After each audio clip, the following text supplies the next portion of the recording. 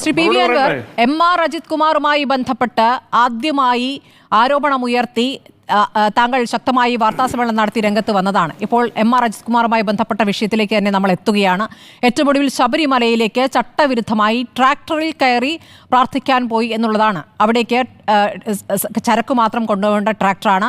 അതിൽ എം.ആർ. അജിത് കുമാറിനെ പോലെ ഉത്തരവാദപ്പെട്ട ഒരു പോലീസ് ഉദ്യോഗസ്ഥൻ അങ്ങനെ കയറിപ്പോയി.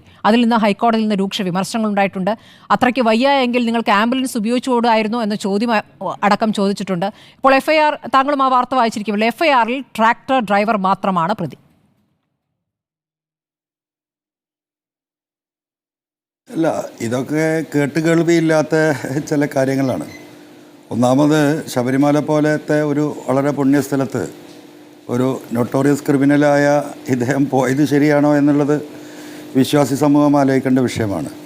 ആ പോയ രീതി, അതും നിയമവിരുദ്ധമായിട്ട്, നിയമം നടപ്പിലാക്കാൻ ബാധ്യസ്ഥനായ കേരളത്തിൻ്റെ ഒരു വളരെ ഉത്തരവാദിത്തപ്പെട്ട ഒരു പോലീസ് ഓഫീസറാണ് എം.ആർ. അജിത് കുമാർ ഇപ്പോഴും.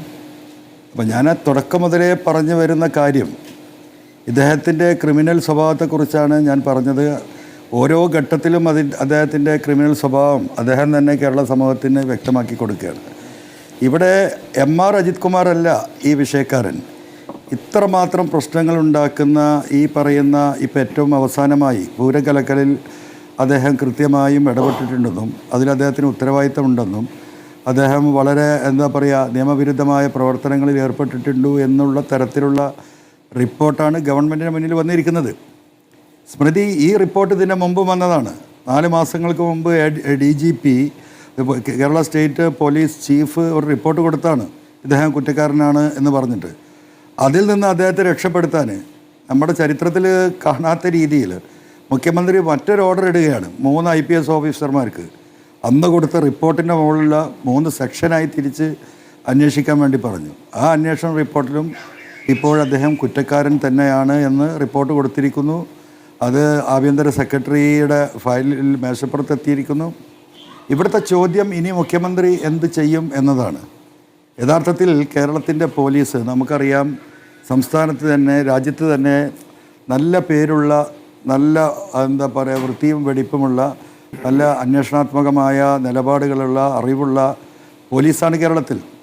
ആ പോലീസിനെ കഴിഞ്ഞ 2-3 വർഷമായിട്ട് നിരന്തരമായിട്ട് അപഖ്യാതി ഉണ്ടാക്കുന്ന രീതിയിലുള്ള ഇടപെടലുകൾ നടത്തിയ ഈ വ്യക്തിയെ എന്തിനാണ് ഇങ്ങനെ മുഖ്യമന്ത്രി ഇപ്പോഴും സംരക്ഷിച്ച് നിർത്തുന്നത് എന്നതാണ് കേരളത്തിലെ ചോദ്യം. അതുകൊണ്ടാണ് ഞാൻ പറയുന്നത്, അദ്ദേഹത്തെ പോറ്റുമകനായിട്ടാണ് മുഖ്യമന്ത്രി കാണുന്നത്. ഞാൻ ഈ പറയുമ്പോൾ നിങ്ങൾക്ക് പലപ്പോഴും അതിശയോക്തിയായിട്ട് അന്ന് നിങ്ങൾക്ക് തോന്നിയിട്ടുണ്ടാകും. അജിത് കുമാറിൻ്റെ ഒരു രോമത്തിൽ തൊടാൻ ഒരു നിലക്കും കേരളത്തിലെ പോലീസ് ഉദ്യോഗസ്ഥന്മാർക്കോ അന്വേഷണം നടക്കുന്ന ഓഫീസർമാർക്കോ സാധിക്കില്ല. ഞാൻ നൽകിയ പരാതി തന്നെ ഒന്ന് ആലോചിച്ച് നോക്കൂ സ്മൃതി. ഞാൻ നൽകിയ പരാതിയിൽ, ആ പരാതി അന്വേഷിക്കാൻ ഉത്തരവിട്ടതിൻ്റെ, സ്പെഷ്യൽ ഇൻവെസ്റ്റിഗേഷൻ ടീമിനെ ഉണ്ടാക്കിയതിൻ്റെ 3ാമത്തെ ദിവസമാണ് മുഖ്യമന്ത്രി പത്രസമ്മേളനം വിളിച്ച് പൊതുവായിട്ട് പറഞ്ഞത്, PV അൻവർ നൽകിയ പരാതിയിൽ പൊളിറ്റിക്കൽ സെക്രട്ടറി P ശശിക്കെതിരെ അദ്ദേഹം നൽകിയ എല്ലാ പരാതികളും ഞാൻ അവജ്ഞയോടുകൂടി തള്ളുകയാണ്. മുഖ്യമന്ത്രി പൊതുസമൂഹത്തോട് പറയാണ്.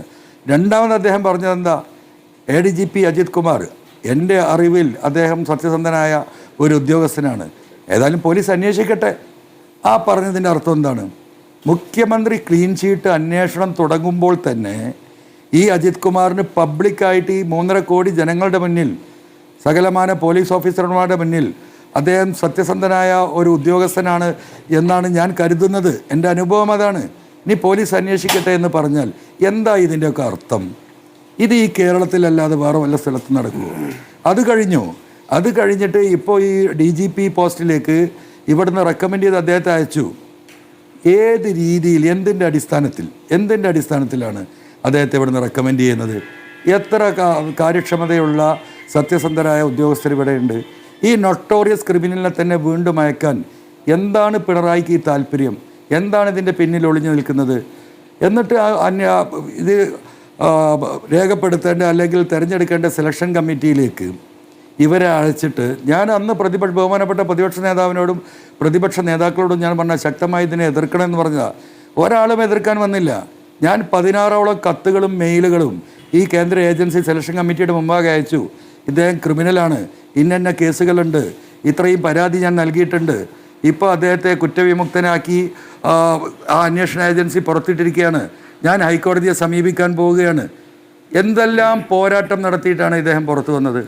എന്നിട്ട് ഇപ്പോഴെന്താ സ്ഥിതി? ഇപ്പോഴും പോലീസ് ഹെഡ്ക്വാർട്ടേഴ്സ് ആരാ ഭരിക്കുന്നത്? പ്രഭദ ചന്ദ്രശേഖരന് എന്ത് ചെയ്യാൻ കഴിയും കേരളത്തിൽ? അവിടെ പോലീസ് ഭരിക്കുന്നത് ഇപ്പോഴും MR അജിത് കുമാർ തന്നെയാണ്. അതിൻ്റെ ഏറ്റവും വലിയ തെളിവല്ലേ? നിങ്ങളത് നോക്കൂ. കേരളത്തിലെ മുഴുവൻ വാർത്താ ചാനലുകളും ഈ കാര്യം ഇന്നലെ അദ്ദേഹത്തിൻ്റെ ട്രാക്ടർ യാത്ര റിപ്പോർട്ട് ചെയ്തിട്ട് ഇന്നിപ്പോൾ FIR ഇട്ടിരിക്കുന്നു ഹൈക്കോടതി ഇടപെട്ടപ്പോൾ. ട്രാക്ടർ ഓടിച്ച ഡ്രൈവറുടെ പേരിൽ കേസ്. 10:59 FIR തട്ടിക്കൂട്ടി FIR ആണോ സംശയിക്കേണ്ടിയിരിക്കുന്നു. Whatever it may be എന്താ അതിലെ കുറ്റം? ആ ട്രാക്ടർ ഡ്രൈവർ ഓടിച്ചു എന്നോ? അതിൽ ആളുകളെ കയറ്റി പോകരുത് എന്നാണ് ബഹുമാനപ്പെട്ട ഹൈക്കോടതി മുമ്പ് നിർദ്ദേശം നൽകിയിരിക്കുന്നത്.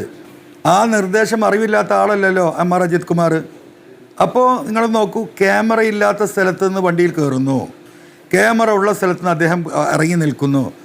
അപ്പോൾ ഒരു ക്രിമിനൽ, എല്ലാ നിലക്കുമുള്ള ക്രിമിനലിസം, എയർപോർട്ടിൽ നടന്നതും റിദാൻ ബാസിൽ കേസും മാമി തിരോധാനം വല്ല അഡ്രസ്സും ഉണ്ടോ? കോടികളുടെ സ്വത്ത് സമ്പാദിക്കുന്നു. MA യൂസുഫ് അലി വീട് വെക്കുന്നതിന് തൊട്ട അയൽവക്കത്ത് വീട് വെക്കാൻ രവി പിള്ളയ്ക്ക് കഴിയുമെന്നാണ് നമ്മളൊക്കെ മനസ്സിലാക്കിയിരുന്നത്. പക്ഷേ കേരളത്തിലെ ഒരു ADGP, ഒരു പോലീസ് ഉദ്യോഗസ്ഥന് ഇന്ത്യ കണ്ട ഏറ്റവും വലിയ ബിസിനസ്മാനായ MA യൂസുഫ് അലി സാഹിബിൻ്റെ വീടിൻ്റെ പരിസരത്ത് അതിന് അഡ്ജസൻ്റായിക്ക് ഭൂമി വാങ്ങി കൊട്ടാരം പണിയാൻ ഒരു പോലീസ് ഉദ്യോഗസ്ഥന് കഴിയുമെങ്കിൽ ഇത് വളരെ വ്യക്തമല്ലേ? ഇതിൻ്റെ പിന്നിൽ എന്താണ് മുഖ്യമന്ത്രിയുടെ താല്പര്യം? എന്താണ് മുഖ്യമന്ത്രിയുടെ ഓഫീസിന്റെ താല്പര്യം? ഇതറിയാനാണ് കേരളത്തിലെ ജനത. ഈ റിപ്പോർട്ടിന്റെ മുകളിൽ അദ്ദേഹം മുഖ്യമന്ത്രി എന്ത് നിലപാട് സ്വീകരിക്കുന്നു? ഇനി ഒരു നിലപാട് സ്വീകരിക്കാനില്ല. അദ്ദേഹത്തിനെതിരെ നടപടി അതെ.